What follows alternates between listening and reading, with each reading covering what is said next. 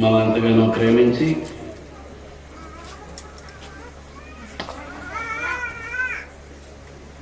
COVID-19 బట్టి మార్చి నెల నుంచి ఇప్పటి వరకు భయంకరమైనటువంటి జనాలను ధైర్యంగా ఎదుర్కొనేటట్టు చేసి విజయవంతంగా మనలను నూతన సంవత్సరంలోనికి అడుగుడ చేసినటువంటి దేవదేవునికి మనమందరం కూడా హృదయపూర్వక కృతజ్ఞతాస్తుతులు చెల్లింపబాధ్యులమై ఉన్నాం.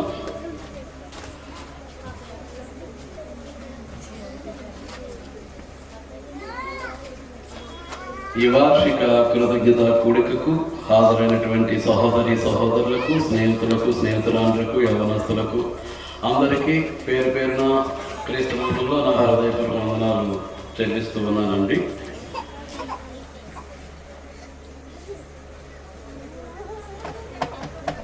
ఇప్పుడు కార్యక్రమం దైవ సందేశము, కొన్ని ప్రత్యేకమైనటువంటి పాటలు,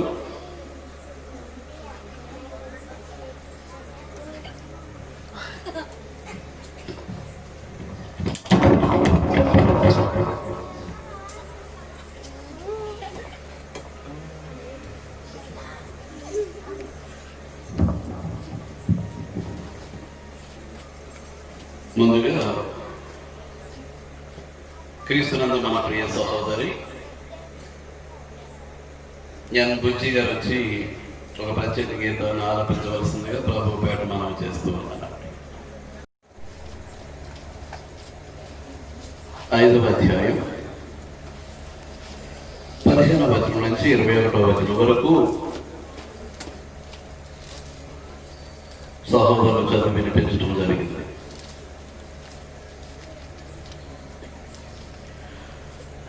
ఇరవై వచనంలో మనం జాగ్రత్తగా పరిశీలన చేస్తే మన ప్రభువైన యేసుక్రీస్తు పేరట సమస్తమును గూర్చి తండ్రి అయిన దేవునికి ఎల్లప్పుడూ కృతజ్ఞతాస్తుతులు చెల్లించమంటూ ఉన్నాడు. ప్రభు అయినటువంటి యేసుక్రీస్తు పేరట సమస్తమును గూర్చి తండ్రి అయినటువంటి దేవునికి ఎల్లప్పుడూ కృతజ్ఞతాస్తుతులు చెల్లించమంటున్నాడు.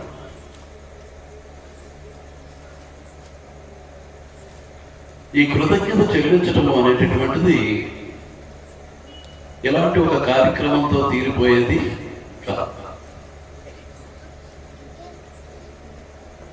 ముఖ్యంగా గత సంవత్సరం అనగా 2020వ సంవత్సరం ఎంత భయంకరమైనటువంటి దినాలను మనం చూడాల్సి వచ్చిందో మనకు తెలుసు.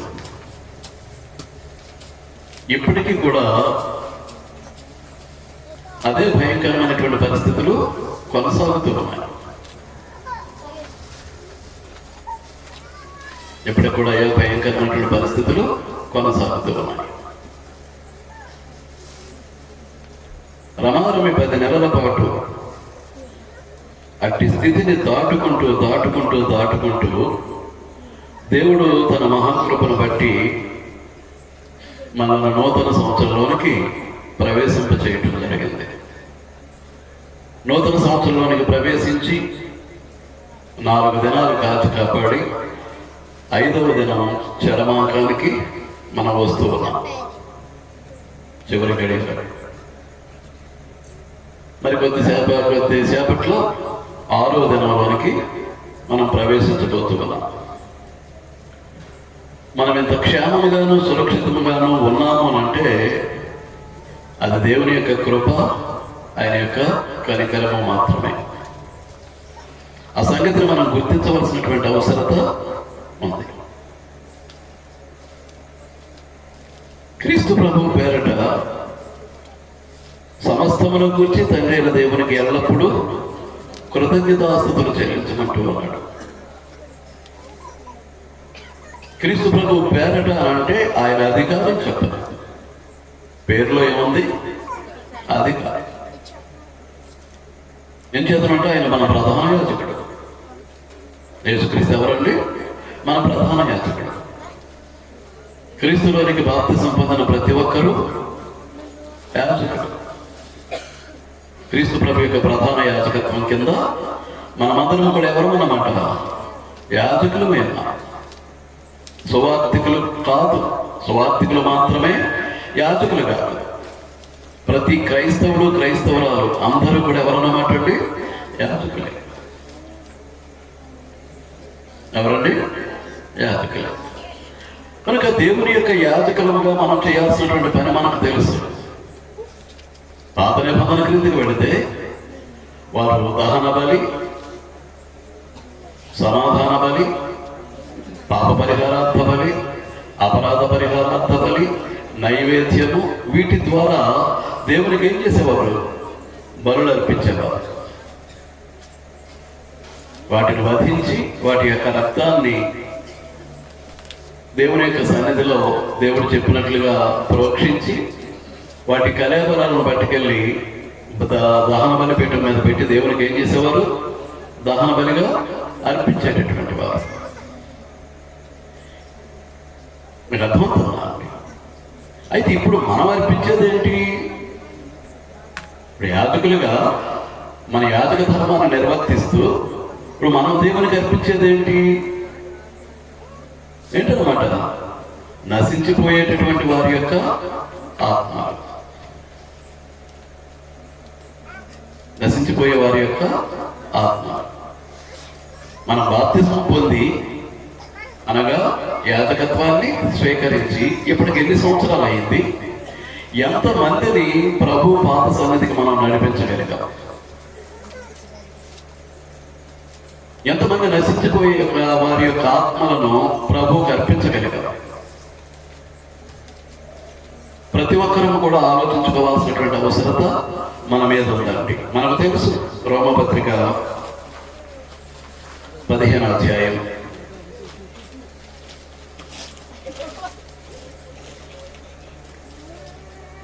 15వ వచనంలో, అయినను అన్యజనులు అను అర్పణ పరిశుద్ధాత్మ వలన పరిశుద్ధపరిచి ప్రీతికరమగునట్లు నేను సువార్త విషయమై యాజక ధర్మము జరిగించుచు దేవుని చేత నాకు అనుగ్రహింపబడిన కృపను బట్టి అన్ని జనుల నిమిత్తము యేసుక్రీస్తు పరిచారకుడనైతిని. పౌలు ఏం చేస్తూ ఉన్నాడట? సువార్త విషయమైనటువంటి యాజక ధర్మాన్ని జరిగిస్తూ ఉన్నాడు. నశించిపోతున్నటువంటి అన్యజనులు అనేటటువంటి అర్పణను పరిశుద్ధాత్మ వలన పరిశుద్ధపరిచి దేవునికి ప్రీతికరమయ్యేటట్లుగా ఏం చేస్తున్నాడు? దేవునికి సమర్పిస్తూ ఉన్నట్లుగా మనం చూస్తున్నాం. ఈ రోజున మనం అందరము నిర్వర్తించవలసినటువంటి యాజక ధర్మ విధానం అది. మేము యాజకులము, రాజులైనటువంటి యాజక సమూహము అని చెప్పుకోవడం కాదు. ఎన్ని ఆత్మలను మనం ప్రభు దగ్గరికి నడిపించాము అనేటటువంటిది ఆలోచించుకోవాల్సినటువంటి అవసరత మన మీద ఉంది. మీకు అర్థమవుతుందా అండి? అంచేత యేసుక్రీస్తు మన ప్రధాన యాజకుడు. ఆయన ప్రధాన యాజకత్వం కింద మనమందరము కూడా ఎవరు అన్నమాట? క్రీస్తు సంఘ సభ్యులము, సత్క్రైస్తవులము అందరము కూడా ఎవరమండి? యాజకులు. ఎవరమండి? యాజకులు. యాజకులు అంటే పూజారులు. పూజారు ఏం చేస్తూ ఉంటాడు? అర్పణలు అర్పిస్తూ ఉంటాడు. అలాగే దేవునికి పూజారులుగా మనం కూడా ఏం చేయాలన్నమాట అండి? అర్పణలు అర్పించాలి. ఏ అర్పణ? నశించిపోతున్నటువంటి అన్యజనులు అనేటటువంటి అర్పణ. మనం కనీసం చనిపోయే లోపల ఒక్క ఆత్మనైనా ప్రభువుకి అర్పించగలమా? ఎంతవరకు ఆ ప్రయత్నం చేశామా? చేస్తున్నామా? ఒక్కసారి ఆలోచించవలసినటువంటి బాధ్యత మన మీద ఉంది. ఎందుకు చేస్తున్నానంటే 15వ వచనంలో చెప్పేస్తున్నాడు, దినములు చెడ్డవి. దినాలు ఏంటంటే చెడ్డవి. దినములు చెడ్డవి ఎందుకయ్యాయి? దినములు చెడ్డవిగా ఎందుకు మారిపోయాయి? పాపం. ఏంటండి? పాపం. మానవ పాపాన్ని కంటే దినములు ఏమయ్యాయి? చెడ్డవైపోయాయి.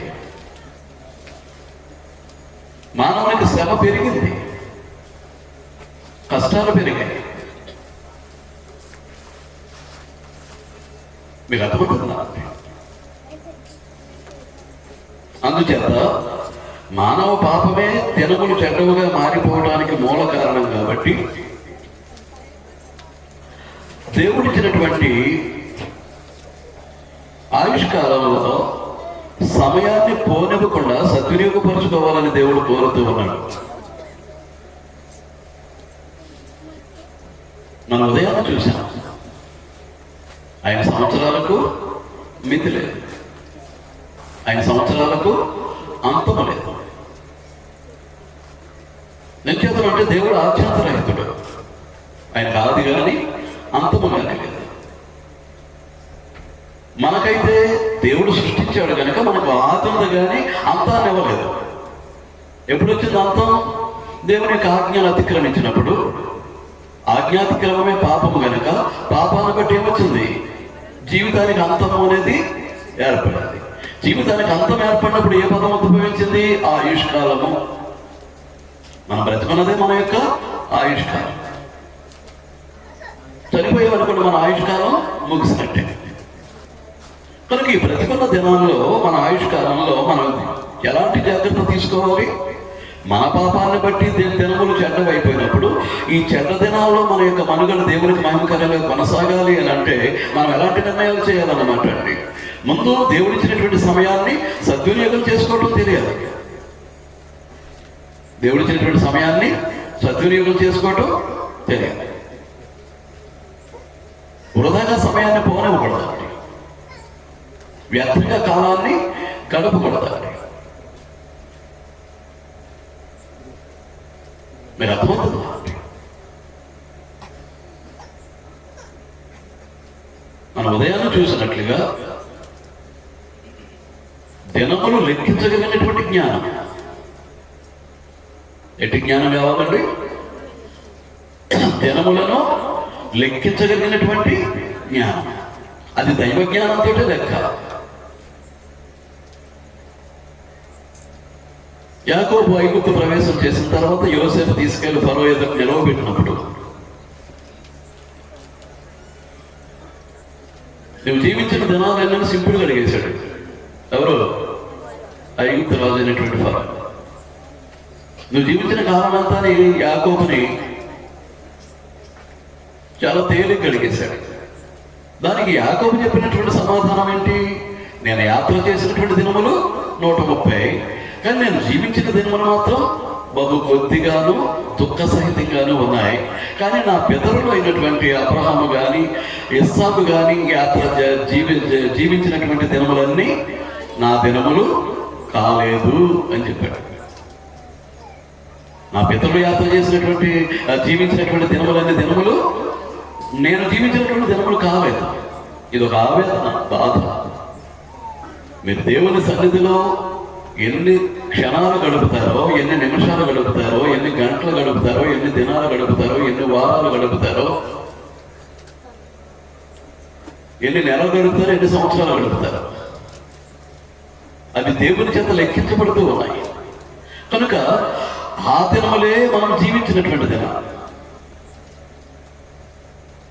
మన శరీర సంబంధమైనటువంటి కార్యక్రియలు జరిగించుకోవడానికి, శరీర సంబంధమైనటువంటి అవసరాలు తీర్చుకోవడానికి, భౌతిక సంబంధమైనటువంటి కార్యాలను నెరవేర్చుకోవడానికి మనం చేసే ప్రయత్నంలో అవి దేవుడు లెక్కించేటటువంటి దినములు కావు. అవి యాత్ర చేసినటువంటి దినాలు, అవి యాత్ర చేసినటువంటి దినాలు. కానీ జీవించిన దినాలు ఎంతకాలం దేవుని వరకు మనం బ్రతకాలి, ఎంతకాలం దేవుని యొక్క చిత్తాన్ని నెరవేర్చాలి, ఎంతకాలం దేవుని సంకల్పానికి అనుకూలంగా మన జీవనయాత్రను కొనసాగించాం, ఎంతకాలం గ్రంథంలో రాయబడినటువంటి వాక్యానికి అనుకూలంగా జీవితాన్ని మలుచుకున్నాం. దీన్ని మనం జాగ్రత్తగా చూసుకుంటే ఏం తెలుస్తుంది అన్నమాట? సమయాన్ని సద్వినియోగం చేసుకునేటటువంటి పరిస్థితి మనకు అర్థమవుతుంది. సమయాన్ని పోనివ్వటం అంటే ఏంటో మనకు అర్థమవుతుంది. సమయాన్ని పోనివ్వకుండా సద్వినియోగం చేసుకునేటటువంటి వాడు జ్ఞాని. సమయాన్ని పోనిచ్చి సద్వినియోగం చేసుకోనటువంటి వాడు అజ్ఞాని. ఇంతకీ మనం ఎవరమో దేవుని దృష్టిలో? జ్ఞానులమా అజ్ఞానులమా? మనం తేల్చుకోవాల్సినటువంటి బాధ్యత మన మీద ఉంది. అంచేతనే కిందకు వచ్చేసరికి ఏమంటాడు అనంటే, 17వ వచనంలో, ఇందు నిమిత్తము మీరు అవివేకులు కాక ప్రభు యొక్క చిత్తం ఏమిటో గ్రహించండి. నా పట్ల ప్రభు చిత్తం ఏంటి నేను గ్రహించుకోవాల్సినటువంటి అవసరం ఉంది. ఊరికే దినాలు గడిపేయటం కాదు, గంటలు గడిపేయటం కాదు, నిమిషాలు గడిపేయటం కాదు. మన జీవితకాలం ఎంతో విలువైంది. ఈ విలువైనటువంటి జీవితకాలాన్ని వ్యర్థంగా గడిపేసామనుకోండి, ఈ జీవితానికి దేవుని దగ్గర ఏ విధమైనటువంటి విలువ ఉండదు. అంచేత క్రీస్తులోనికి బాప్తిస్మం ద్వారా చేర్చబడినటువంటి మనము చాలా జాగ్రత్తగా మన జీవితాన్ని పరిశీలించుకోవాల్సినటువంటి బాధ్యత మన మీద ఉంది. మనకిచ్చిన ఆయుష్కాలంలో ప్రతి సెకండ్కి కూడా దేవునికి మనం లెక్క అప్పగించాలండి. ప్రతి సెకండ్ దేవుని సన్నిధిలో గడపాల్సినటువంటి సమయాన్ని బయట వృధాగా ఎంత సమయాన్ని మనం గడిపేస్తూ ఉన్నాం, ఎంత సమయాన్ని గడిపేస్తున్నాం.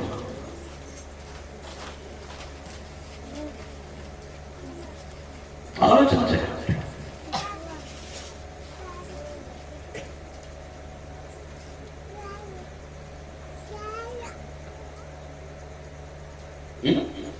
ఎప్పుడో రాశారు, అది సినిచ్యూన్ అనుకోండి. కదిలే కాలము దేవుని వరము నీకు. కదులుతున్నటువంటి కాలం ఏంటట? దేవుని వరం.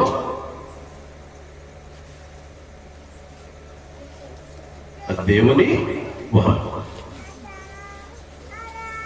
శరణం బాణ.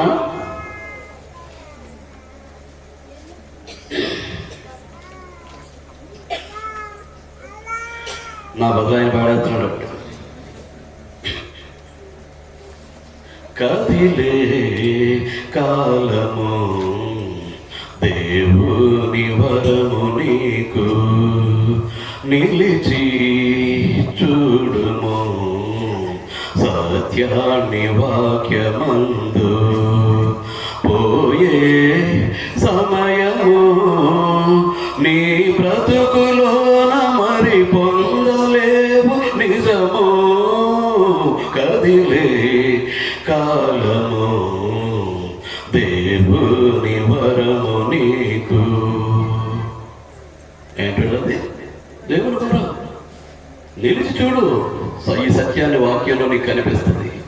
పోయే సమయము నీ బ్రతుకులోన మరి పొందలేవు, ఇది నిజం. దినములు చెడ్డవి, సమయము పోయేది, నీ కొరకు నిలువదది. అజ్ఞానివి కాక జ్ఞానివయ్యుండి సమయాన్ని సరిగా వాడుకో. పాపానికై పరుగెత్తకు, పాపానికై పరుగెత్తకు. శాపమునే ఆచించకు, చెడు పనులకై కాలం వ్యర్థపరచకు. కదిలే కాలము దేవుని వరము నీకు. అది లోకాన ఏది పోగొట్టుకున్నా మరలా సంపాదింతువు. సమయాన్ని నీవు పోగొట్టుకుంటే నీ బ్రతుకున తిరిగి రాదది. చిరకాలము దేవునితో, చిరకాలము దేవునితో జీవించుటే నీ భాగ్యము. చనిపోక ముందై దేవునికై బ్రతుకు. కదిలే కాలము దేవుని వరము నీ. ఎప్పుడో రాసిన పాట. అప్పుడు వందలాది పాటలు రాసేసాం. ప్రతి సంవత్సరం 30 పాటలు రాసేసే వాళ్ళు అడిగిన వాళ్ళు కదా రాసేయటమే. నాకు కొన్ని పాటలు మాత్రం అలా దగ్గర పెట్టుకున్నాను. ఏంటి టైం? అందులో పాటలు ఉన్నదంతా సత్యమేనా అబద్ధమా? కనుక సద్వినియోగం చేసుకోవాలి. సద్వినియోగం చేసుకోలేకపోతే మనకంటే అజ్ఞానులు ఎవరు ఉండరు. మనకంటే అజ్ఞానులు ఎవరు ఉండరు. అందుచేతనే దేవుడు ఏం చెప్తున్నాడు? 100వ కీర్తన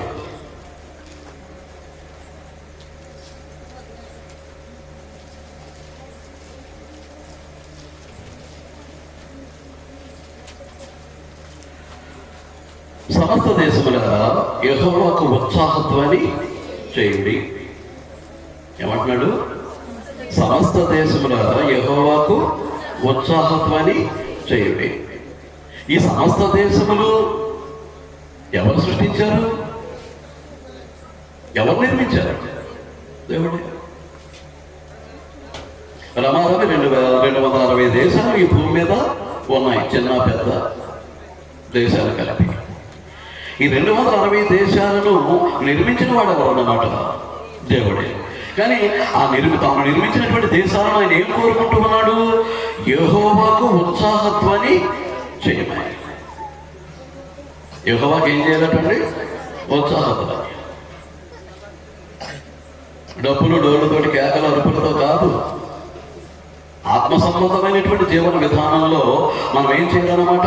ఆ ఉత్సాహాన్ని దేవుని కొరకు చేయాల్సినటువంటి అవసరం ఉంది. ఆత్మ సంబంధమైనటువంటి జీవన విధానంలో మన దేవుని ఏం చేయాలి? దేవుని కొరకు ఏం చేయాలి? ఉత్సాహధ్వని చేయాలి. హల్లెలూయాలు స్తోత్రాలు చెప్పే సరుకులు కేకలతో దేవుడికి ఉత్సాహధ్వని చేసేస్తున్నామనంటే అది కాదు. అది అల్లరితో కూడినటువంటి ఆటపాటలను తేల్చేశాడు. అది అల్లరితో కూడినటువంటి ఆటపాటలను గ్రంథం తెలియజేస్తూ ఉంది. బోధన విధానాన్ని దేవుడు మనకు అనుగ్రహించేశాడు. ప్రభువైనటువంటి యేసుక్రీస్తుని లోకానికి పంపించి ఏ విధానంలో దేవుని యొక్క సందేశాన్ని ప్రజలకు అందించాలి అనేటటువంటిది ఒక మాదిరిని మనకు చూపించేశాడు. ఆ క్రీస్తు ప్రభు చూపించినటువంటి మాదిరిని అపోస్తలులు వెంబడించినట్లుగా మనం చూస్తున్నాం. వారు ఎలాగ బోధించారో దేవుని యొక్క జ్ఞానాన్ని, ఒక ఆత్మను రక్షించడానికి కానీ, రక్షింపబడినటువంటి ఆత్మ ఎదుగుదల సాధించడానికి కానీ, ఆ ఎదిగేటటువంటి ఆత్మ క్రీస్తు స్వారూప్యాన్ని పొందడానికి కానీ, తద్వారా పరలోకానికి నిత్య జీవానికి చేరడానికి కానీ అవసరమైనటువంటి బోధనా విధానాన్ని క్రీస్తు ప్రభు నేర్పించారు. నేర్చుకున్నటువంటి అపోస్తలులు అదే విధానాన్ని వెంబడించారు. వారి బోధనలు ఎక్కడ మధ్యలో హల్లెలూయా స్తోత్రాలలో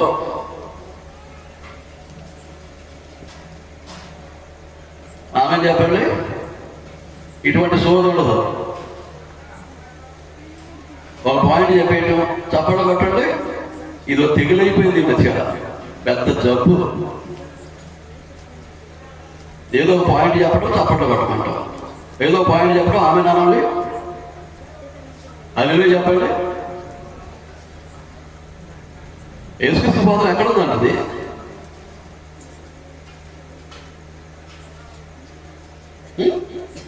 ఉత్సాహధ్వని అని అంటే అనవసరమైనటువంటి అల్లరి కాదండి. ఆత్మ సంబంధమైనటువంటి జీవన విధానంలో నుంచి ఆ ఉత్సాహధ్వని ఎవరికి వినిపించాలి? ఆత్మరూపి అయినటువంటి దేవునికి చేరేటట్లుగా ఉండాలి. ఇదంతా ఆత్మ సంబంధమైనటువంటి కార్యక్రమమే తప్ప శరీర సంబంధమైనటువంటి కార్యక్రమం కాదు. మీకు అర్థమవుతుందా? అంచేత సమస్త దేశంలో ఆయనే సృష్టించారు కనుక సమస్త దేశంలో ఆయన చెప్పే మాట ఏంటి? యెహోవాకు, ఈ సృష్టికర్తమైనటువంటి నాకు ఉత్సాహధ్వని చేయండి, సంతోషంతో యెహోవాను సేవించుడి. సంతోషంతో ఏం చేయమంటున్నాడు? యెహోవాను సేవించుడి. సేవించటం అనేది కూడా ఆరాధనకు పర్యాయ పదం. ఆరాధనకు పర్యాయ పదం అంటే పరిజ్ఞానం లేని వాళ్ళు సేవించుట అంటే సేవ చేయుట అనేటటువంటి భావాన్ని వ్యక్తపరుస్తూ ఉన్నారు. అందుకు నేను మాట్లాడుతున్నాను.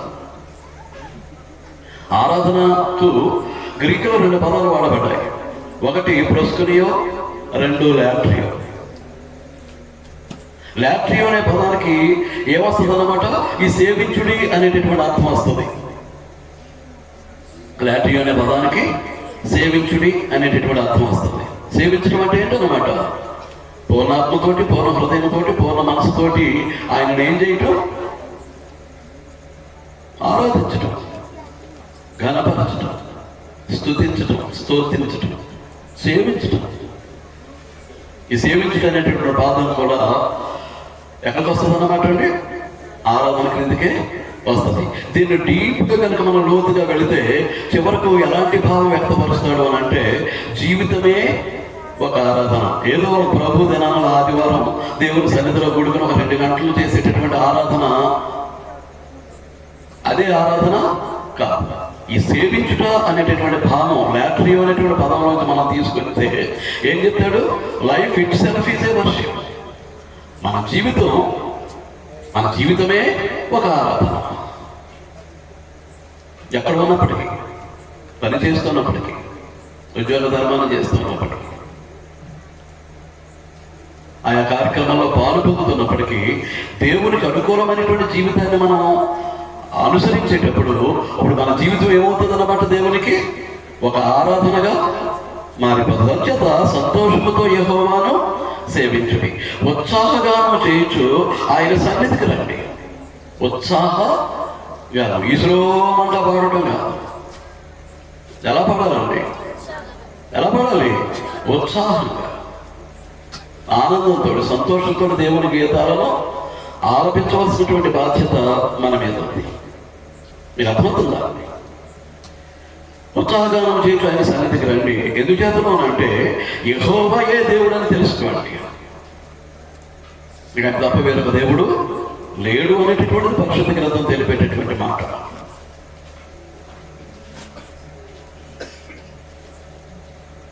ఆయన తప్ప వేరొక దేవుడు లేడు. కనుక యెహోవా తప్ప వేరొక దేవుడు లేడు అనేటటువంటి సంగతిని ఈ భూమి మీద ఉన్నటువంటి సమస్త దేశాలు తెలుసుకోవాల్సినటువంటి అవసరం ఉంది. ఈ భూమి మీద ఉన్నటువంటి ప్రతి మనిషి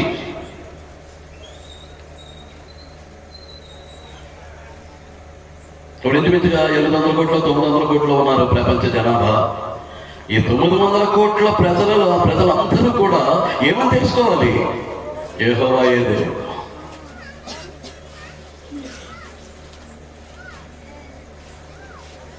ఈ విశ్వంలో, ఈ సృష్టిలో వేరొక దేవుడు అనేటటువంటి వాడు లేడు అనేటటువంటి సత్యాన్ని ప్రపంచమంతా తెలుసుకోవాలి, లోకమంతా ఎరగాల్సినటువంటి అవసరం ఉంది. అందుచేతనే అంటున్నాడు యెహోవా దేవుడు అని తెలుసుకోండి కాదు. ఏమన్నాడు? యెహోవాయే అంటే స్థిరపరిచేస్తున్నాడు అండి. యెహోవాయే, ఇక వేరొకరు లేరు. యెహోవాయే, ఇంకొకరు లేరు. యెహోవాయే దేవుడని తెలుసుకున్నాడు. ఏం చేస్తున్నామంటే ఆయన మనల్ని పుట్టించాడు. ఆయన మనల్ని ఏం చేశాడండి? పుట్టించాడు.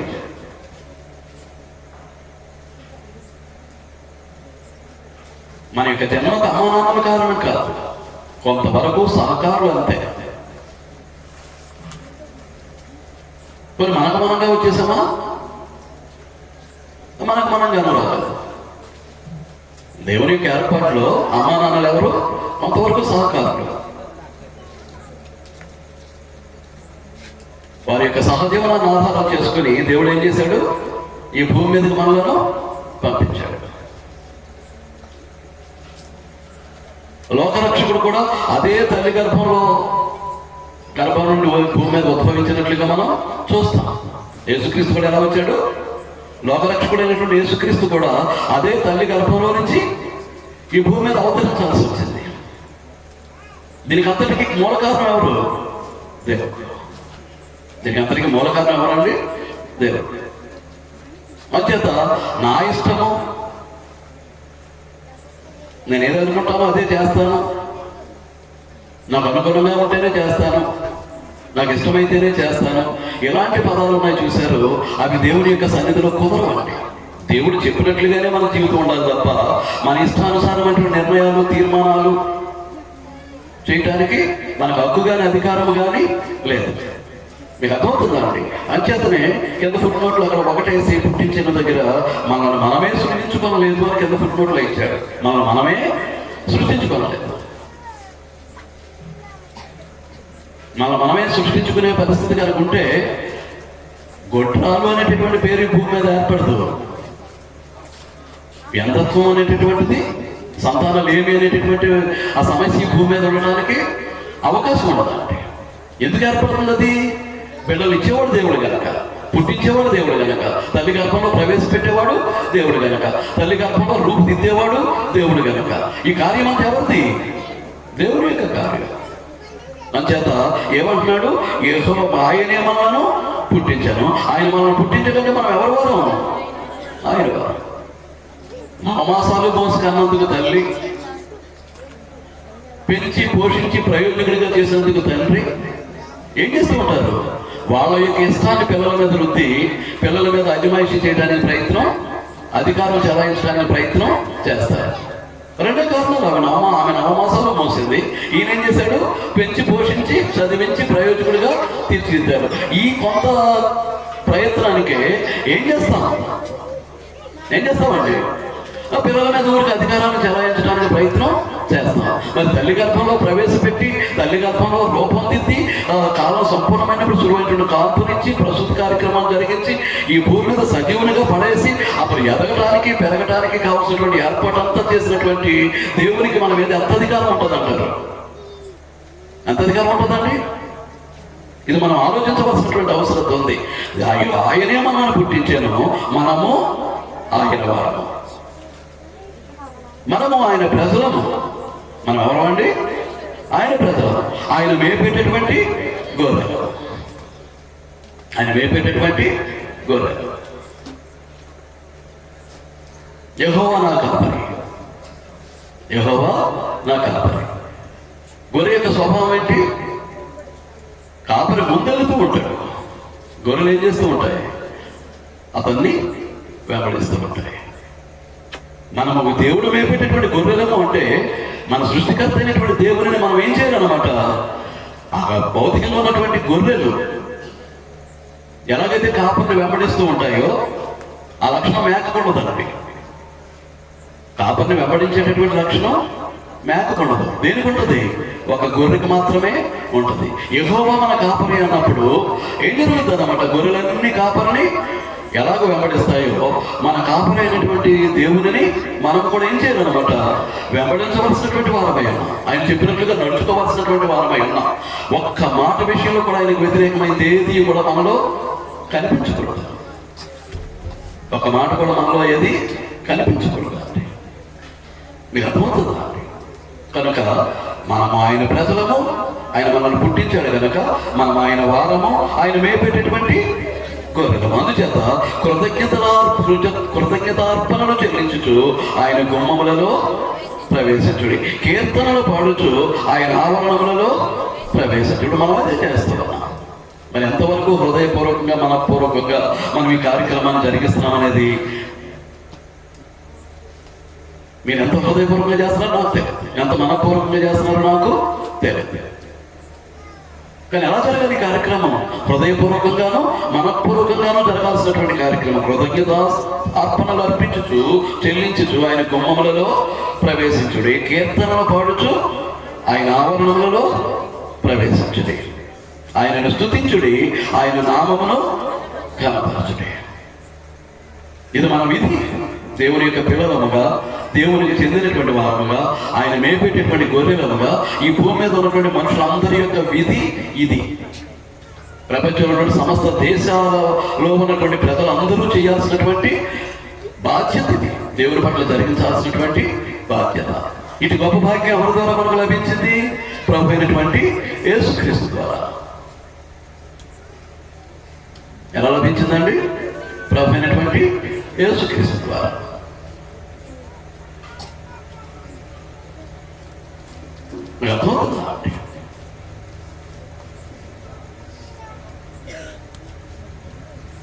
పాత నిబంధన కాలానికి వెళితే జంతు బలి ద్వారా ఏం జరిగించాడు?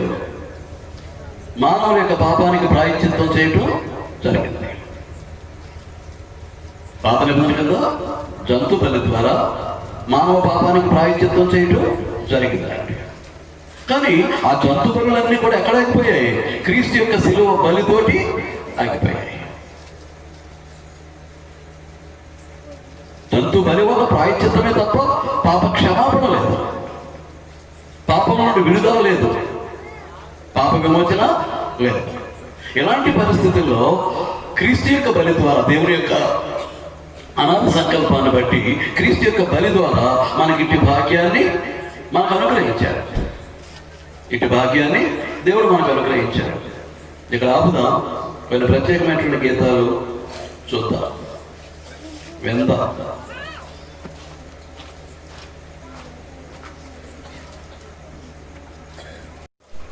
మనకి ఇటు భాగ్యం ఎలా వచ్చింది?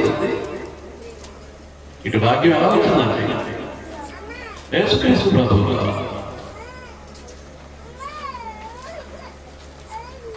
ఆయనే దేవుడు, యెహోవాయే దేవుడు.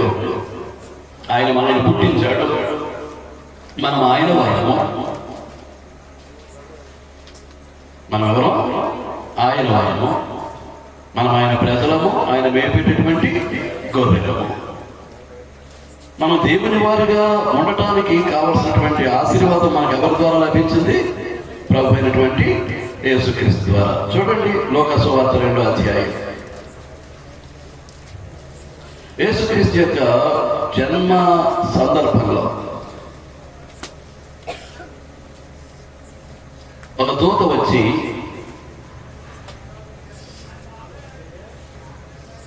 మందలను మేపుకుంటున్నటువంటి గొర్రెలకు వార్త అందించినట్లుగా మనం చూస్తాం. 8వ వచనం. ఆ దేశంలో కొందరు గొర్రెల కాపరులు పొలములో ఉండి రాత్రి వేళ తమ మందను కాచుకొని చూడగా ప్రభువు దూత వారి వద్దకు వచ్చి నిలిచెను.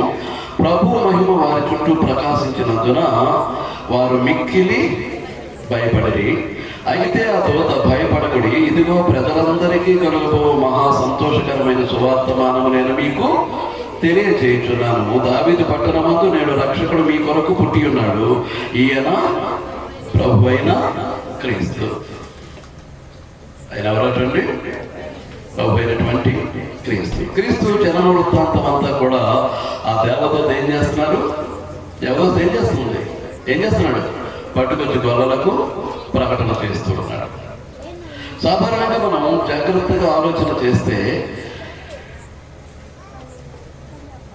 దేవదూత ఎప్పుడు వచ్చినప్పటికీ దేవుని యొక్క మహిమ ప్రభావములతోటి వస్తాడు, దేవుని ప్రతినిధిగా వస్తాడు. ఇప్పుడు పరలోకం అనేది దేవుని యొక్క రాజ్యం. ఆ రాజ్యం అదృశ్యమైంది. దేవుడు అదృశ్యుడు. అక్కడ ఉన్నటువంటి దేవదూతలు కూడా అదృశ్యులే, కంటికి కనిపించేవారు కారు. కానీ మనకి ఇద్దరు దేవదూతలే కనిపిస్తూ ఉంటారు. వారి పోర్టుపోలియోలు కనిపిస్తూ ఉంటాయి, వారికి ఇవ్వబడినటువంటి శాఖలు కనిపిస్తూ ఉంటాయి. ఒకటెవరు? గాబ్రియలు దూత. ఆ గాబ్రియలు దూత ఎవరు? సమాచార శాఖ మంత్రి. దేవుడు ఎవరికైనా ఏదైనా వర్తమానం తెలియజేయమంటే ఆ దూత ఏం చేస్తూ ఉంటాడు? దేవుని యొక్క వర్తమానాన్ని, సమాచారాన్ని తెలియజేస్తూ ఉంటాడు. అదే ప్రకటన 12వ అధ్యాయానికి వెళితే అక్కడ మిఖాయేలు కనిపిస్తూ ఉంటాడు. ఆ మిఖాయేలు ఎవరనంటే దేవుని యొక్క రాజ్యంలో రక్షణ శాఖ మంత్రి. ఎవరన్నమాట? యుద్ధము దేవుడి పక్షంగా యుద్ధం చేసేటటువంటి మంత్రి. ఎవరు? మిఖాయేలు. వీళ్ళిద్దరే కనిపిస్తూ ఉంటారు. మిగిలినటువంటి దూతలకు ఏ పోలీలు ఇస్తాడో, ఆయన రాజ్యం ఎలా పరిపాలన సాగుతుందో మనకు తెలియదు. మీకు అర్థమవుతుందా? లోక సువార్త 1వ అధ్యాయానికి వెళితే పక్క పేజీ తిప్పితే అక్కడ గబ్రియలు దూత ఏం చేశాడు? సమాచార దూత అన్నమాట. ఏం చేశాడు? మరియకు వర్తమానాన్ని తెలియజేశాడు. మరియకు ఏం చేశాడండి? వర్తమానాన్ని తెలియజేశాడు. అలాగే ఆమె గర్భవతి అని తెలిసిన తర్వాత ఆమెను విడిచిపెట్టేయాలి అనుకున్నటువంటి యోసేపు తోటి స్వప్నమంతు మళ్ళా అదే దూత కనిపించి అతన్ని బలపరిచినట్లుగా మనం చూస్తాం. అతను ఏం చేశాడు? దేవదూత బలపరిచినట్లుగా మనం చూస్తాం. ఇది 3వది. ఆయన పుట్టినప్పుడు గొర్రెలకు లోకరక్షకుడు పుట్టాడు అనేటటువంటి వర్తమానం తెలియజేయటం అనేటటువంటిది ఇది 8వదన్నమాట. దేవదూత వర్తమానం తెలియజేసినటువంటి 3వ కార్యక్రమం. మీకు అర్థమవుతుందా? ఇది 3వ కార్యక్రమం. మీరు అందరూ అనుకుంటూ ఉండొచ్చు, కిస్మిస్ పసంగా చేసేద్దాడా అనుకుంటూ ఉండొచ్చు. ఏదో చూడండి కనుక ఈ 3 దగ్గర మనకు ఎవరు కనిపిస్తున్నారు? దేవదూత దేవుని యొక్క వర్తమానాన్ని పట్టుకొచ్చి మనుషులకు తెలియజేయటం మనం చూస్తూ ఉన్నాం. మీకు అర్థమవుతుందా? అయితే ఇదంతా దేన్ని బట్టి జరుగుతుంది? మనం హెబ్రీ పత్రిక పత్రిక 1వ అధ్యాయం 1వ వచనానికి వెళితే, పూర్వకాలమందు నానా సమయంలోనూ నానా విధులుగాను మన పితరులతో ప్రవక్తల ద్వారా మాట్లాడినటువంటి దేవుడు. 2వ వచనానికి వస్తే, ఈ దినములంత మంది తన కుమారుని ద్వారా మనతో మాట్లాడాను. ఈ 2వ వచనాన్ని పక్కకు పెట్టేయండి.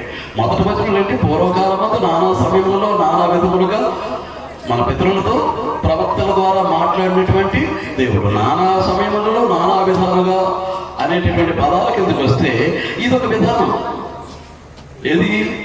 దేవదూతల ద్వారా తన ప్రజలకు వర్తమానాన్ని పంపించడం అనేటటువంటిది దేవుడు నానా విధానంలో, దేవుని యొక్క నానా విధానంలో ఇది ఒక విధానం. ఇది ఒక విధానం. కనుక దేవదూత ఎప్పుడు వచ్చినప్పటికీ కూడా ఎలా వస్తాడు? దేవుని యొక్క మహిమా ప్రభావములతోటి వస్తాడు. ఒక్కసారి మనం అపోస్తల కార్యముల గ్రంథం 7వ అధ్యాయానికి వెళదాం.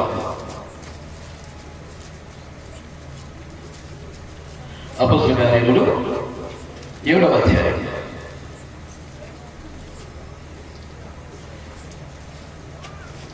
తీసారండి.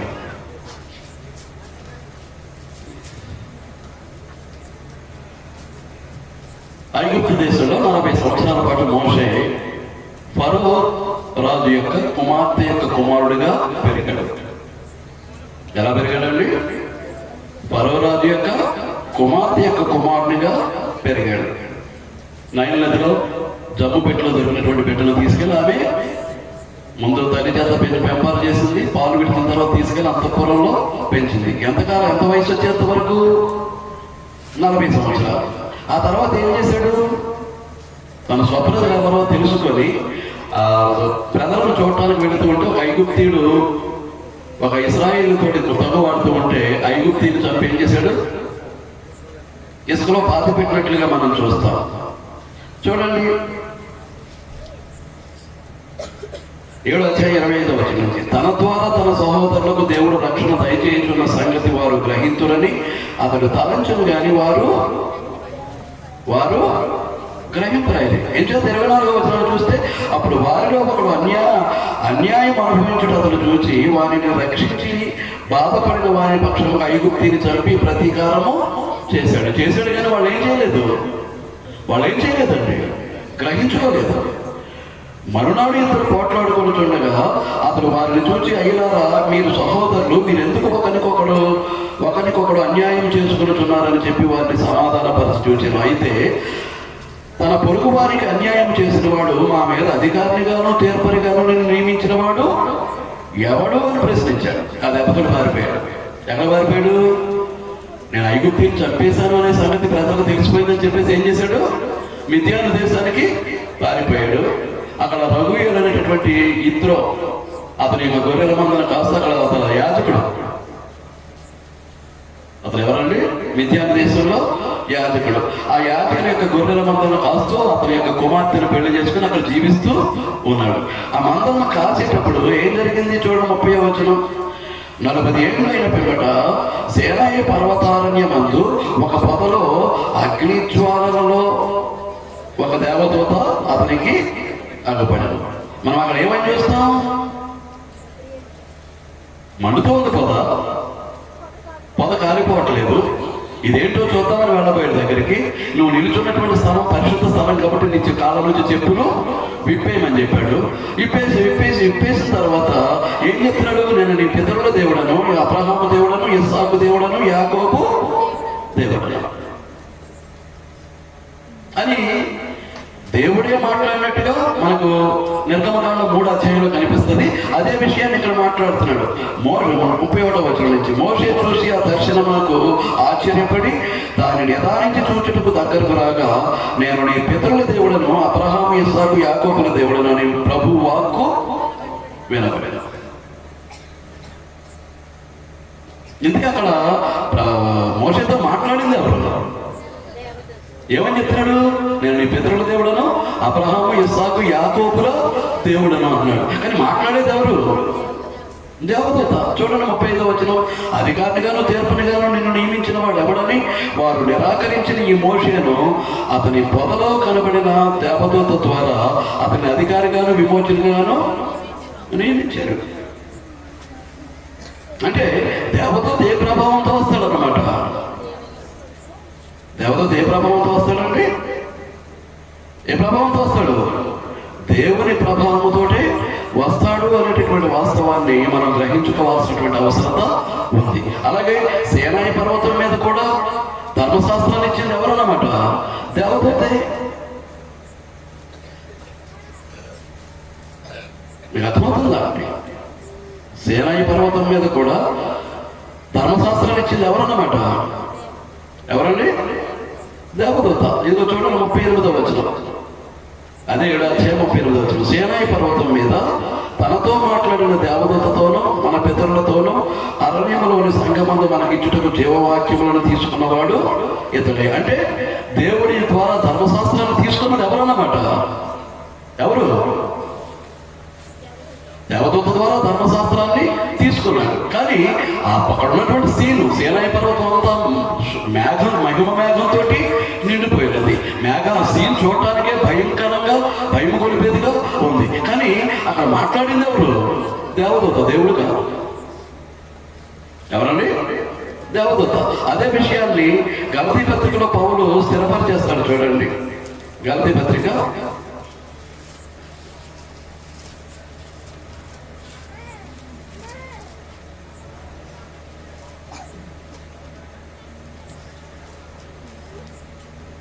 అపోస్తలుడైన పౌలు గలతీయులకు రాసిన పత్రిక 3:19. అలాగైతే ధర్మశాస్త్రం ఎందుకు? ఎవరిగా వాగ్దానం చేయబడినో ఆ సంతానము వచ్చే వరకు అది అతిక్రమముల అతిక్రమములను బట్టి దానికి తరువాత ఇవ్వబడను. అది మధ్యవర్తి చేత దేవదూతల ద్వారా నియమింపబడను. అక్కడ కూడా సేనాయి పర్వతం మీద మోషేకు ధర్మశాస్త్రాన్ని ఇచ్చింది ఎవరన్నమాట అండి? దేవదూత ద్వారా. అంటే దేవదూత ఏ ప్రభావంతో వస్తాడు? దేవుని యొక్క మహిమా ప్రభావంతో వస్తాడు. అంచేతనే లోకా సువార్తకు వస్తే దేవదూత వచ్చిన దాన్ని బట్టి వాళ్ళు మిక్కిలి భయపడ్డారు. దేవదూత ఏమని చెప్తున్నాడు? అండి? మీరు భయపడొద్దు అని చెప్తున్నాడు 10వ వచనంలో. లోకా సువార్త 2వ అధ్యాయంలో 9వ వచనంలో వాళ్ళు భయపడ్డారు. వారి చుట్టూ దేవుని యొక్క మహిమ వెలుగు ప్రకాశించినందున వాళ్ళు భయపడ్డారు. దేవదూత ఏమని చెప్తున్నాడు? భయపడాలి. ఏమని చెప్తున్నాడు?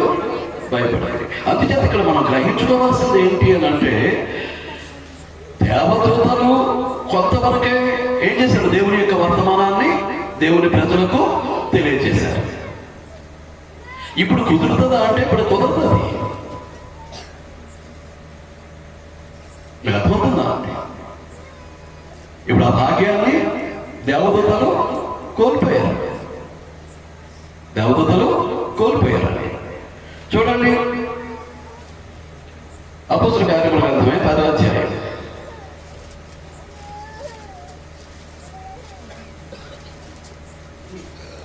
అపోస్తలుల కార్యముల గ్రంథం 10వ అధ్యాయం.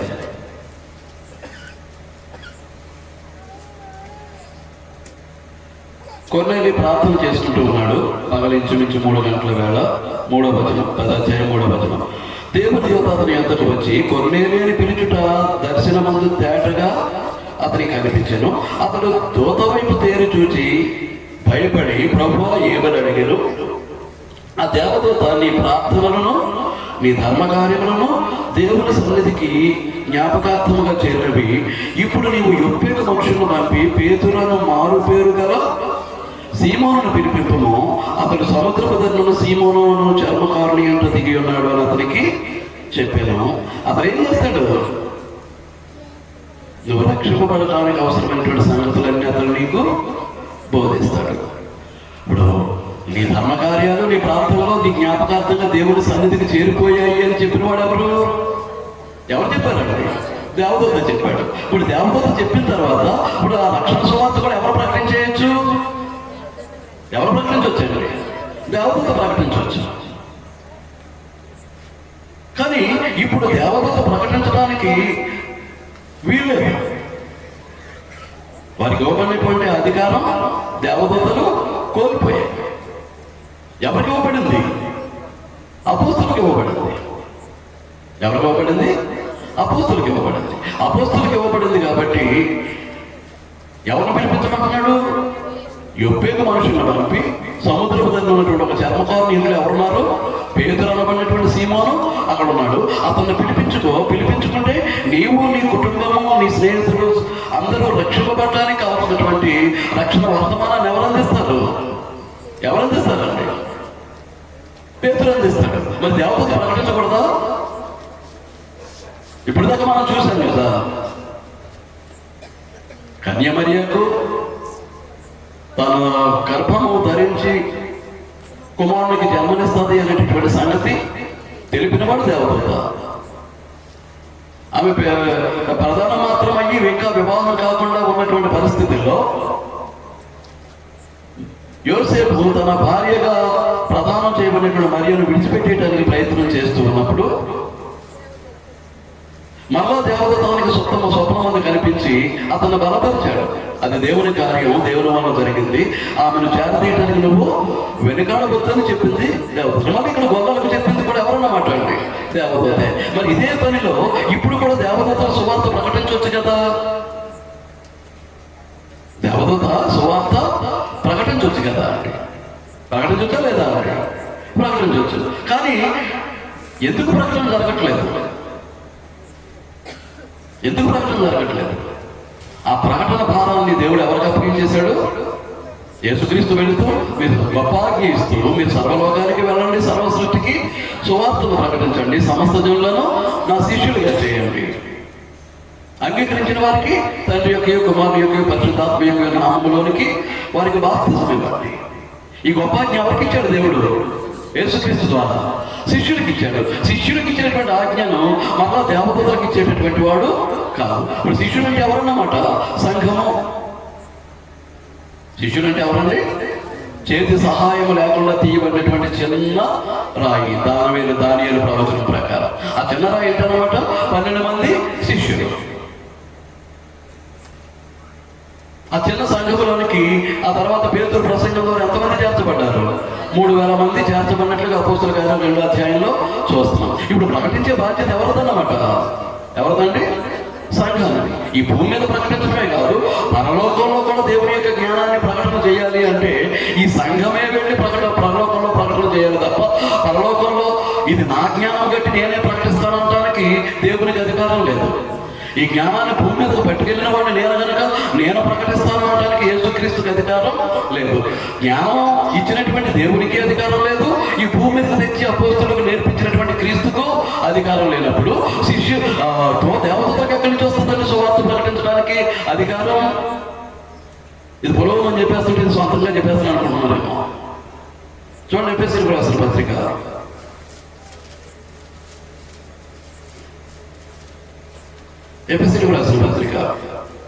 3వ అధ్యాయం 8వ వచనం నుంచి 11వ వచనం వరకు కలిపేశాడు కింద. నేను చదువుతున్నాను చూడండి. దేవుడు మన ప్రభువైన యేసుక్రీస్తునందు చేసిన నిత్య సంకల్పము చొప్పున. దేవుని యొక్క సంకల్పం ఎక్కడ చేశాడు? దేవుడు తన సంకల్పాన్ని ఎక్కడ చేశాడండి? మన ప్రభువైనటువంటి క్రీస్తు యేసునందు చేసిన నిత్య సంకల్పం చొప్పున. సంకల్పం అనేటటువంటిది దేవుడు మన ప్రభువైనటువంటి క్రీస్తు యేసునందు చేశాడు. అంటే ఆయన సంకల్పం అనగా ఆయన plan, scheme of redemption, plan of salvation ఎవరికి వర్తిస్తుంది? క్రీస్తు యేసునందు అనగా క్రీస్తు శరీరమైనటువంటి క్రీస్తు సంఘమునందు ఉన్నవారికి మాత్రమే ఆయన సంకల్పం వర్తిస్తుంది. అంచేత ఏమంటాడు? ఆయన నిత్య సంకల్పము చొప్పున పరలోకములోని ప్రధానులకును అధికారులకును సంఘము ద్వారా తన యొక్క నానా విధమైన జ్ఞానము ఇప్పుడు తెలియబడవాలని ఉద్దేశించి. పరలోకంలో ఉన్నటువంటి ప్రధానులకు, అధికారులకు, పరలోకంలో ఉన్నటువంటి ప్రధానులకు, అధికారులకు. వాళ్ళెవరు? దేవదూతలు, ఆత్మస్వరూపులు. కంటి కనిపించేవారు కారు, అదృశ్యులు. పరలోకంలో సువార్త ప్రకటించాలి అనగా దేవుని యొక్క నానా విధమైనటువంటి జ్ఞానము తెలియపరచబడాలని దేవుడు ఉద్దేశించాడు. దేని ద్వారా అండి? సంఘము ద్వారా. అంటే సువార్త ప్రకటించేటటువంటి అధికారం, దేవుని వాక్యాన్ని ప్రకటించేటటువంటి అధికారం ఎవరికి ఉందన్నమాట? సంఘానికి మాత్రమే ఉంది. దేవదూతల కంటే అధికారము లేదు. మరి ఇలాంటి పరిస్థితుల్లో దేవుని యొక్క సువార్తను ప్రకటించేటటువంటి అధికారము సంఘానికి మాత్రమే దేవుని ఇచ్చినప్పుడు ఎక్కడ ప్రకటించడానికి? ఇది ఎవరి జ్ఞానం? దేవుని జ్ఞానం. ఈ జ్ఞానాన్ని తెచ్చింది ఎవరు? యేసుక్రీస్తు. ఇప్పుడు వీళ్ళందరూ ఎక్కడ ఉన్నారు? పరలోకంలో ఉన్నారు. ఇచ్చినటువంటి దేవుడు పరలోకంలో ఉన్నాడు, తెచ్చినటువంటి యేసుక్రీస్తు పరలోకంలో ఉన్నారు. కానీ వారు తమ జ్ఞానాన్ని అక్కడ ఉన్నటువంటి దేవదూతలకు తెలియజేయడానికి వాళ్ళు ఎవరన్నమాట? అనర్హులు. వాళ్ళు ప్రకటించే అధికారం లేదు. ఇది నాది కాబట్టి నేను ప్రకటిస్తానంటానికి దేవునికి లేదు. నేను భూమి మీదకు పట్టుకెళ్ళి శిష్యుడికి నేర్పించాను కనుక నేను ప్రకటిస్తానంటానికి యేసుక్రీస్తుకు లేదు. ఎవరికి చేశాడు అధికారం? క్రీస్తు సంఘానికి. ఎవరికి చేశాడండి? మీ పాయింట్ అర్థమైంది? అర్థమైందా లేదా అండి? క్రీస్తు సంఘానికి. సంఘమే పరలోకానికి వెళ్ళి పరలోకంలో దేవుని యొక్క సమస్త జ్ఞానాన్ని, నానా విధమైనటువంటి జ్ఞానాన్ని కూడా, దేవుని యొక్క నానా విధమైన జ్ఞానాన్ని ఎవరి ద్వారా ప్రకటన చేయాలంటున్నాడు? ఎవరి ద్వారా? సంఘము ద్వారా. మరి అలాంటి పరిస్థితుల్లో రాత్రి దేవుడు నాకు చెప్పాడు అన్నవాడు సంగతి ఏంటో? రాత్రి నాతో దేవుడు మాట్లాడు కూడా అన్నవాడి యొక్క సంగతి ఏంటో? ఆ వాక్యాన్ని ప్రకటించడానికి అధికారం లేనటువంటి దేవుడు వచ్చి నాతో చెప్పాడు అని, దేవుని యొక్క వాక్యాన్ని ప్రకటించడానికి అధికారం లేనటువంటి క్రీస్తు వచ్చి నాతో చెప్పాడు అని, ఈ రోజు నా బోధలు చేసి మనుషులను మభ్యపెట్టి మోసం చేస్తున్నటువంటి ఈ అబద్ధ బోధకుల సంగతి ఏంటంటారు? ఎవరు? పైగా దేవుడు నాతో చెప్పాడు అంటాడు, దేవుడు నాతో మాట్లాడాడు అంటాడు, లేదా ప్రభు వచ్చి నాతో మాట్లాడాడు, నాతో చెప్పాడు అంటాడు. కనుక ఇప్పుడు సువార్త ప్రకటించేటటువంటి అధికారం ఎవరికి ఇవ్వబడింది? సంఘానికి. భూమి మీద ప్రకటించడమే కాదు, పరలోకంలో కూడా సంఘానికి దేవుడు ఎలాంటి అధికారాన్ని ఇచ్చాడు? సువార్తను ప్రకటించేటటువంటి, దేవుని నానా విధమైనటువంటి జ్ఞానాన్ని ప్రకటించేటటువంటి అధికారం ఎవరికి ఇచ్చాడు? సంఘానికి ఇచ్చాడు. మీకు అర్థమవుతుందా? అంటే సంఘాన్ని ఏ స్థాయిలో చూస్తున్నాడు? మనమే స్థాయిలో ఉంటున్నాం. మనమే తెలుసుకోవాలి. అది కీర్తి సంఘం అండి, సత్య సంఘం అండి. ఆ సత్య సంఘంలో మేమందరం సత్కరిస్తున్నాం అండి. మాది సత్విశ్వాసం అండి, మాది సత్భక్తి అండి. అన్ని సత్తే, సత్యమైనటువంటివే. కానీ ఇంత హోదాను, ఇంత గొప్ప స్థితిని దేవుడు మనకిస్తే దాన్ని మనం ఎంతవరకు సద్వినియోగం చేస్తున్నాం? పరలోకంలో ఉన్న ప్రధానులకు, అధికారులకు సంఘము ద్వారా దేవుని యొక్క నానా విధమైనటువంటి జ్ఞానము ప్రకటన చేయాలనేది దేవుడు క్రీస్తునందు చేసినటువంటి నిత్య సంకల్పము. అయితే ఇప్పుడు సంఘాన్ని ఏ విధంగా చూస్తున్నాడు దేవుడు? ఎంత ఉన్నతంగా ఉంచాడు, ఎంత గొప్పగా చూస్తున్నాడు. మనం అర్థం చేసుకోవాల్సినటువంటి అవసరత మన మీద ఉంది. అర్థం చేసుకోవాల్సిన అవసరత మన మీద ఉందండి. మనం చేయమంటారా? ఏమండి? ఆ రెండు వదిలేస్తే స్వయం సరిపోను. నేను ఆలోచన చేయలేదు. రెండు ఎఫెసీ పత్రిక, కీర్తన గ్రంథాన్ని వదిలేస్తే మనకు సరిపోతుంది. రైట్. తర్వాత ఏం జరిగింది? వాళ్ళతో ఏం చెప్పాడు? మీకు అర్థమైందా సంఘం యొక్క స్థానం? దేవుని దృష్టిలో సంఘం యొక్క స్థానం ఏంటి అది అర్థమైందా అండి? అర్థమైందా లేదా అండి? మాట్లాడలేదు. ఈ సంఘం వెళ్ళి ఎవరికి ప్రకటన చేయాలట? ఇది భూమి మీద సువార్త ప్రకటిస్తుంది. సంఘం ఏం చేస్తుంది? భూమి మీద సువార్త ప్రకటిస్తుంది. ఇదే దేవుని యొక్క జ్ఞానాన్ని పరలోకంలో ప్రకటన చేయాలంటే ఎవరు ప్రకటన చేయాలట? సంఘము ద్వారానే దేవుడు తన యొక్క నానా విధమైనటువంటి జ్ఞానాన్ని పరలోకంలో ప్రకటింప చేయాలనేది దేవుని యొక్క ఏర్పాటు. అంటే అన్నది ఎంతో ఉన్నతంగా ఉండాలి. మనం ఇచ్చినటువంటి దేవుడు అక్కడ ఉన్నాడు, జ్ఞానాన్ని ఇచ్చినటువంటి దేవుడు, తెచ్చినటువంటి క్రీస్తు ప్రభు కూడా అక్కడే ఉన్నారు. వారు సరిపోరా?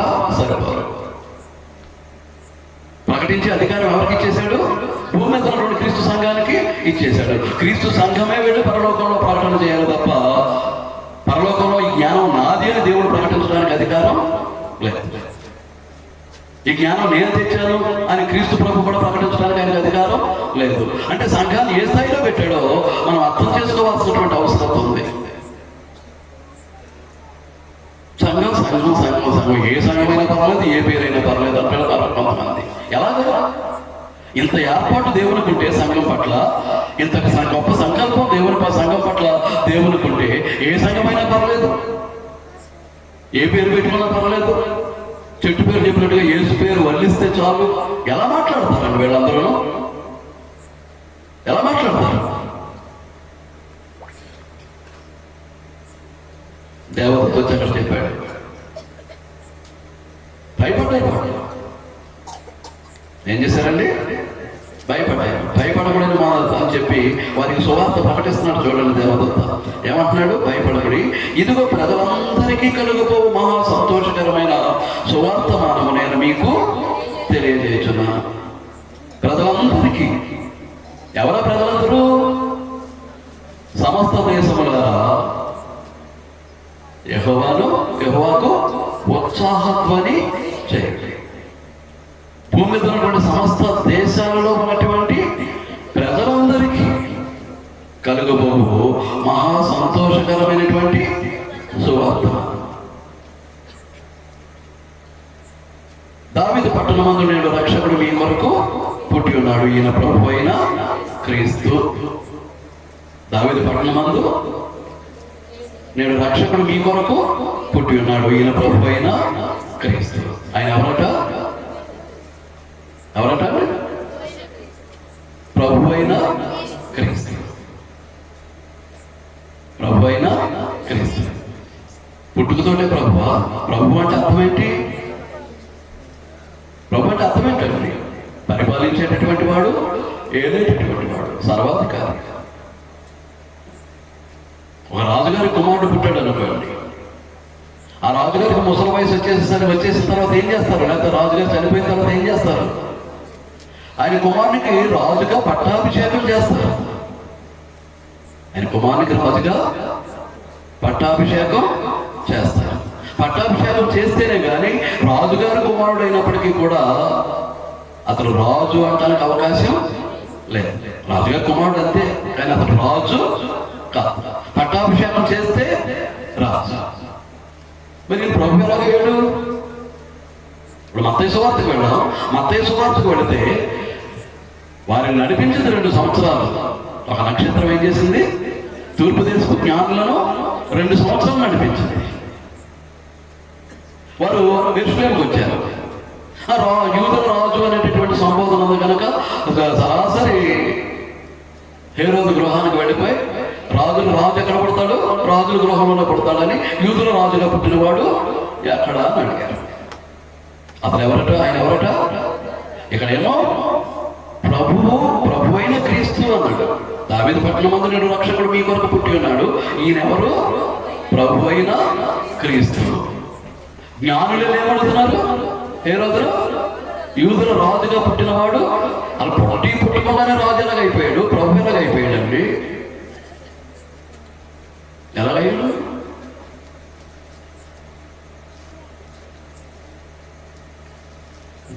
క్రీస్తు నేడు పుట్టాను హల్లెలూయా కాదు. క్రీస్తు నేడు పుట్టాను హల్లెలూయా కాదు.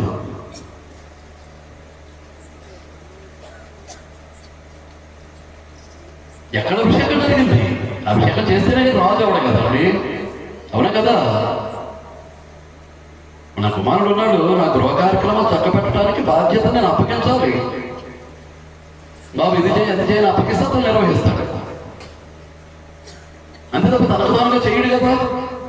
అటు అధికారం నేను ఇవ్వనప్పుడు గృహ కార్యక్రమాలు కార్యకలాపాలు చక్కబెట్టడానికి అతనికి అధికారం లేదు. అలాగే భూ విధానం ప్రకారం భూమి మీద ఉన్నటువంటి రాజరికం ప్రకారం ఏంటి? అభిషేకం చేసి సింహాసనం మీద కూర్చోబెట్టి కిరీటాన్ని అలంకరింపజేస్తే అప్పుడు అతను ఏమవుతాడు? రాజు. అది పుట్టగానే పసికందు పుట్టగానే వచ్చి ఈయన ప్రభు అయిన క్రీస్తు అనేమో గొల్లలకేమో దేవదూత తెలియజేస్తూ ఉంటే 2 సంవత్సరాలు ప్రయాణం చేసుకుంటూ వచ్చి హేరోదును దర్శించి హేరోదుతో ఏమంటున్నారు పట్టరాజు గారు? యూదుల రాజుగా పుట్టినవాడు ఎలా?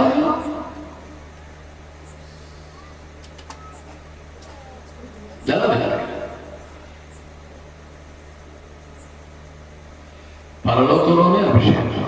క్రీస్తు అనే మాటకు అర్థం ఏంటి? అభిషిక్తుడు, అభిషేకము పొందినవాడు. అన్ని రకాల అభిషేకం కూడా క్రీస్తుకి ఎక్కడైపోయింది? పరలోకంలో అయిపోయింది.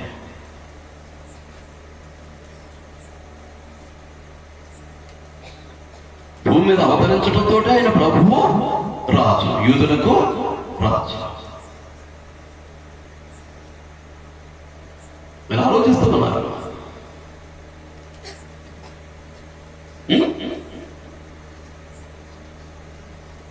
మరి అలాంటి పరిస్థితుల్లో దేవదూత ఎక్కడి నుంచి వచ్చాడు? వర్తమానం చెప్పడానికి దేవదూత ఎక్కడి నుంచి వచ్చాడండి? అతను దేవుని యొక్క దూత ఎక్కడి నుంచి వచ్చాడు? దేవుడు పంపిస్తేనే వచ్చాడు. దేవుడు పంపిస్తేనే వచ్చాడు.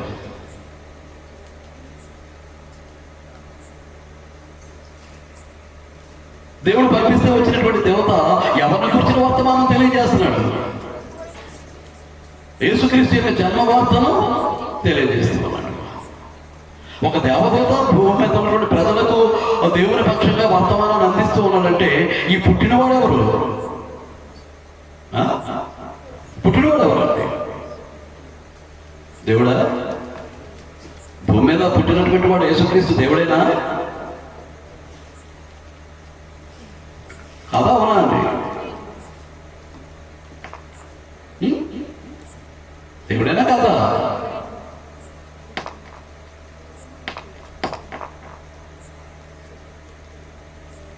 ఎవరు రక్షిస్తాడు? చూడండి, యోహాను సువార్త 4వ అధ్యాయం. అయ్యా ముగించేయమంటారా అండి? యోహాను సువార్త 4వ అధ్యాయం 41వ వచనం. ఆయన ఈ మాటలు వినినందున ఇంకనూ అనేకులు నమ్మి ఆ స్త్రీని చూచి, ఇక మీదకు నువ్వు చెప్పిన మాటను బట్టి కాక మా మట్టుకు మేము విని ఆయనను నిజముగా లోకరక్షకుడని తెలుసుకుని నమ్ముతున్నాము. ఆయన ఎవరు?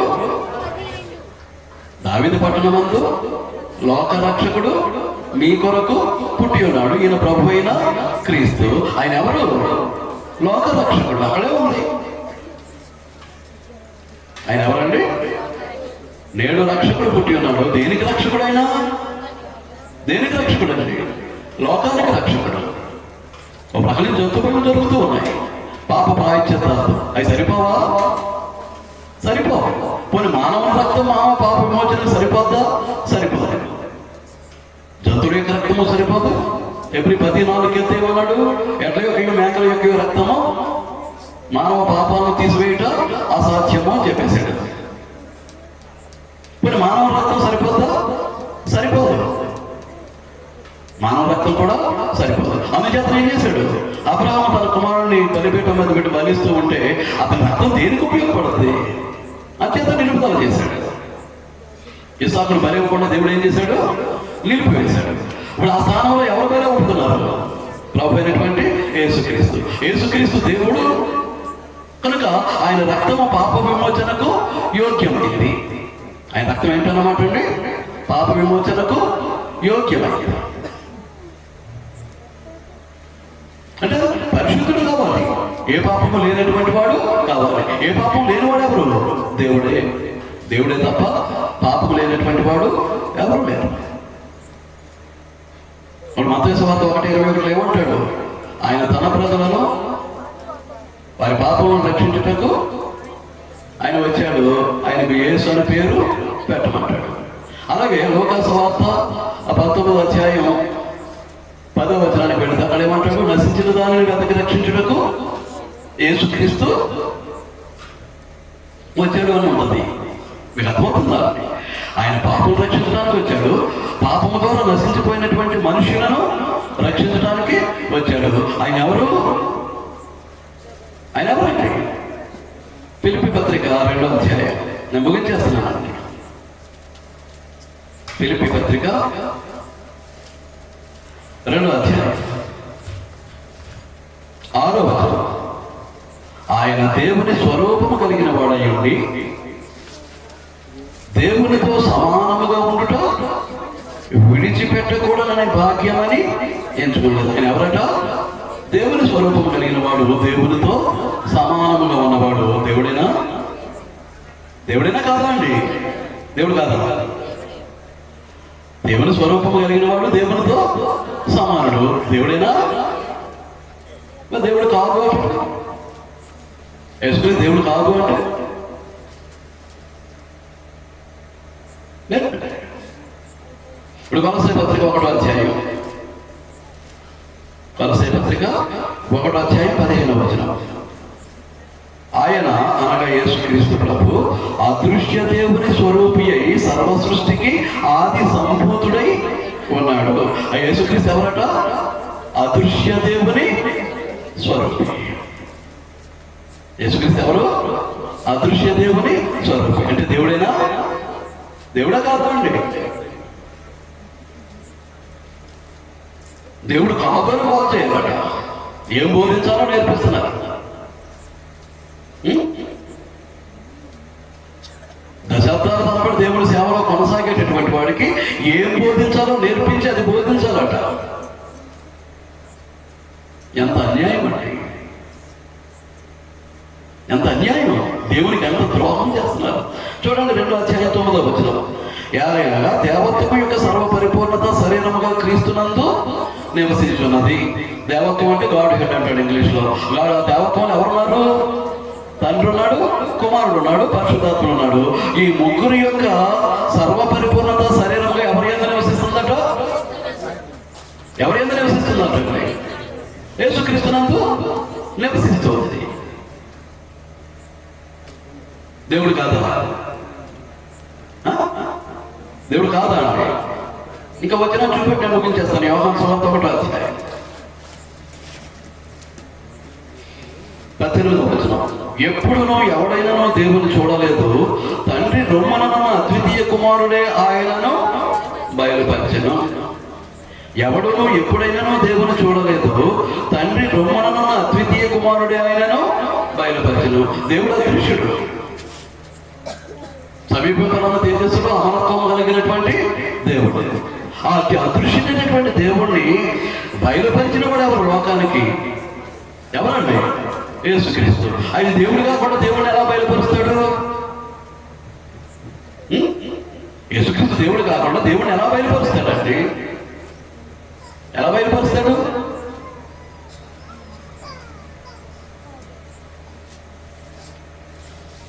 కనుక ఆయనకు దేవుడితో సమానమైనటువంటి స్థితి ఉన్నది కనుకే ఆయన పుట్టుకను గురించి,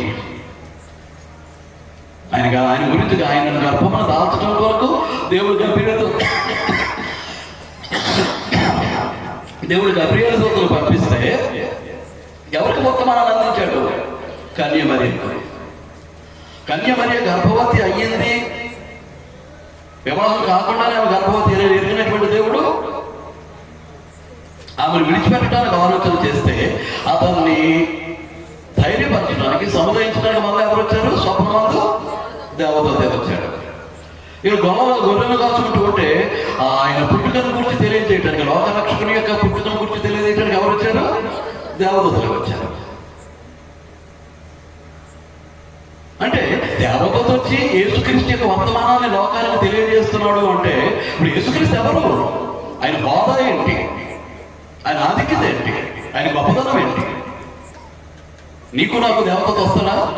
నీ గురించి నా గురించి ప్రకటించడానికి వస్తాడా అండి? మరి యేసుక్రీస్తు గురించి ఎలా వచ్చాడు వర్తమానాన్ని అందించడానికి?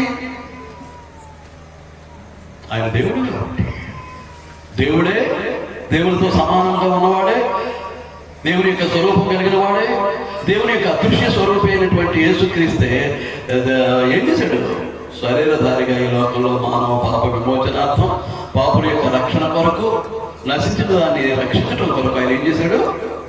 నశించిన దాన్ని వెతక రక్షించడం కొరకు ఆయన ఏం చేశాడు? రక్తమాంసాల్లో పాలివాడే పాప శరీరాకారంతో ఈ భూమి మీదకి వచ్చాడు. చనిపోయాడు, సమాధి చేయబడ్డాడు, పునరుత్థానుడై తిరిగి లేచాడు. ఆయన పునరుత్థానం ఏం తెలియజేస్తూ ఉంది? ఆయన దేవుడు, దేవుని కుమారుడు. పునరుత్థానం ఏం తెలియజేస్తుందండి? ఆయన దేవుని కుమారుడు అనేటటువంటిది రుజువుపరుస్తుంది. అంచేత మనం చాలా జాగ్రత్తగా ఆలోచన చేయాల్సినటువంటి అవసరం ఉంది. ఆయన హోదా ఏంటి? ఏ హోదాలో ఆయన ఈ భూమి మీదకి రక్తమాంసాల్లో పాల్గొని శరీరధారిగా వచ్చాడు? ఏ పరిస్థితుల్లో దేవదూతలు ఆయన యొక్క జననాన్ని కూర్చున్నటువంటి వర్తమానాన్ని లోకానికి తెలియజేశారు. ఇది ఆలోచించవలసినటువంటి అవసరత ఉందండి. ఎవరి ఇష్టానుసారంగా వాడు మాట్లాడటానికి వీలు లేదు. కనుక ఈ విధానాన్ని బట్టి ఏంటన్నమాట, యేసుక్రీస్తు ఎవరన్నమాట అండి? దేవుడు. ఇప్పుడు క్రీస్తుని కూర్చున్నటువంటి ప్రవచనాలు 333 ఉన్నాయి పాత నిబంధనలో. మొట్టమొదటి ప్రవచనం ఏది? 3:15 ఈయన స్త్రీ సంతానం. యేసుక్రీస్తు ఎవరండి? స్త్రీ సంతానం. అదే మలాకి గ్రంథం 4 వస్తే అక్కడ ఏమంటాడు? 4వ వచనంలో నీతి సూర్యుడు ఉదయిస్తాడు. ఆయన నమ్ముకున్న వారి యొక్క జీవితాలు ఎవరు ఉదయిస్తారు? ఆ నీతి సూర్యుడు అంటే ఎవరు? యేసుక్రీస్తు. కనుక అక్కడికి స్త్రీ సంతానం దగ్గర నుంచి నీతి సూర్యుడి వరకు మనం పరిశీలన చేస్తే 333 దానికి ఎక్స్ట్రా మనం ఆలోచన చేస్తే ఆయన ఏమంటాడు? తన మరణాన్ని బట్టి తను చెప్పుకుంటూ, నేను ఎరుషలేముకు వెళ్తాను, నన్ను చంపేస్తారు, సమాధి చేస్తాను, నేను 3వ దినాన తిరిగి లేస్తాను. అంటే తన మరణ సమాధి పునరుద్ధానాన్ని గురించి క్రీస్తే ఏం చేశాడు? ప్రవచించుకున్నాడు. ఎవరు ప్రవచించుకుంటారు నాకు తెలుసా? నేను ఎప్పుడు చనిపోతాను నాకు తెలుసా? నేను ఎలా సమాధి చేయబడతాను నాకు తెలుసా? ఆయనకి తెలుసు.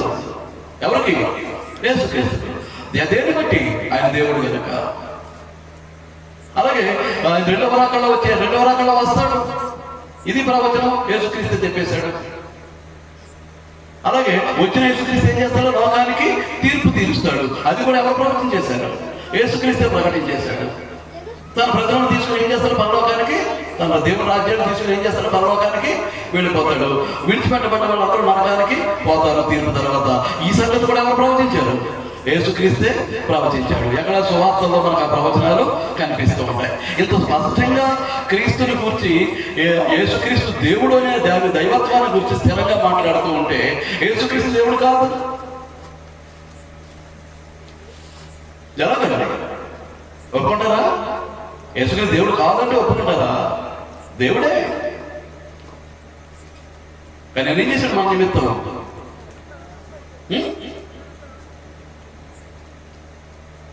మనుషుని కోరికగా పుట్టి దాసుని స్వరూపాన్ని ధరించుకొని తను తానే రిక్తునిగా చేసుకుని ఎంతగా తగ్గించుకున్నాడు? శిలువ మరణం పొందినంతగా తను తాను తగ్గించుకుని వచ్చాడు మన పాప విమోచన కొరకు. అంటే అది దేవుని యొక్క అలాంటి సంకల్పం. ఈ సంగతిని ఆలోచన చేయకుండా యేసు దేవుడు కాదు ఎలా మాట్లాడతారు? యేసు దేవుడు కాదు. శ్రద్ధగా విన్నందుకు మీ అందరికీ వందనాలు తెలియజేస్తున్నాను. విశ్వాసమేనా? తీర్చున్నాడు పుట్టాడు కాదు.